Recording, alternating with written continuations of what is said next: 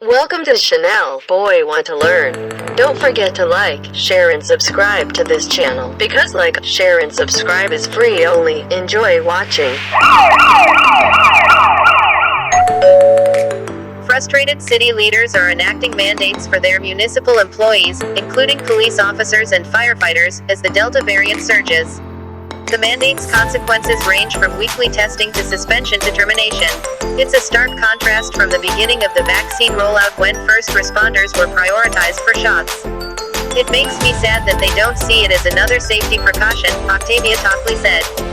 You wear masks, you wear bulletproof vests. You protect each other. That's what you do. You protect and you serve. Nearly 3,000 miles, 4,828 kilometers away, San Francisco firefighter Christopher Salas offers his condolences to Tockley's family. I feel for her, I feel for her husband, he said. Salas, 58, has nearly 28 years on the job, 21 of them in the city's tough Tenderloin district. He wears a mask and washes his hands and sanitizes himself. But he stops short at getting the shot, and plans to retire early instead of acquiescing to the city's ultimatum of get vaccinated or get terminated. I'm not an anti-vaxxer, he said. I have all my other vaccines. I'm just not taking this one. He considered it, just to be able to finish out his career with 3 decades of service. But after praying about it with his wife, he remains concerned about the efficacy and side effects of the vaccine. I don't think I'd be comfortable with myself if I did something that went against my belief, he said of getting the vaccine. It's about liberty and having your own choice to be your own person. Public health professionals and elected officials, however, contend that it's bigger than that. Dr. Jennifer Bryan, a family physician and member of the Mississippi State Medical Association's Board of Trustees, says she's working to change minds a half-hour appointment at a time in a state with one of the lowest vaccination rates in the country. With first responders, she reminds them that they can become patients, too. It's harder when you want to protect those who are on the front lines, she said. When you share air with someone, there's a risk. If you share more air with sick people and your job is more public-facing, then you are at risk. This vaccine really is about not just protecting yourself but protecting your coworkers, your community, people who go to your church, people in your kids' school, said Seattle Mayor Jenny Durkan, whose city requires all employees to be fully vaccinated by October 18th or face termination. Unions across the country are fighting back. Sean Buford, president of San Francisco Firefighters Local 798, is urging city leaders to delay their October 13th vaccinate or terminate deadline. 20 workers who did not disclose whether they had received a shot by a previous deadline may receive 10-day unpaid suspensions. One firefighter has sued San Francisco, which was the first major U.S. city to adopt a vaccine mandate for its workers. The overwhelming majority of the city's workforce of 36,000 is vaccinated, according to the San Francisco Chronicle.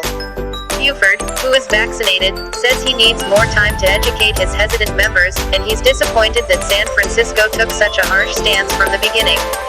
Firefighters like Salas have threatened to retire, and others say they will risk termination.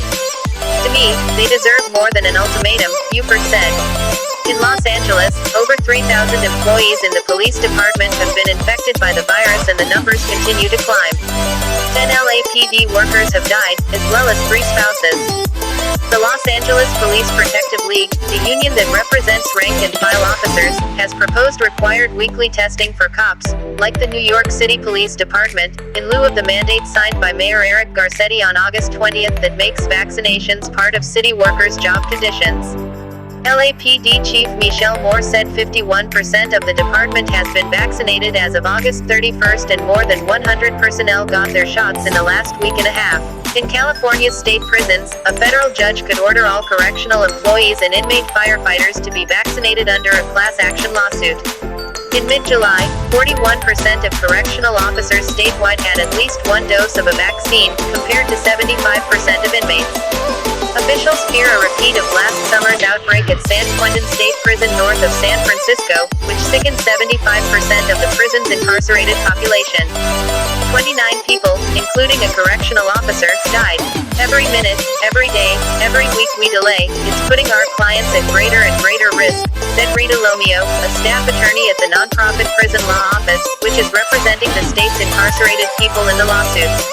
Octavia Tockley, the 41-year-old Philadelphia widow, got her first dose just 3 days after her husband died, collapsing in a stranger's arms in grief as they waited in line.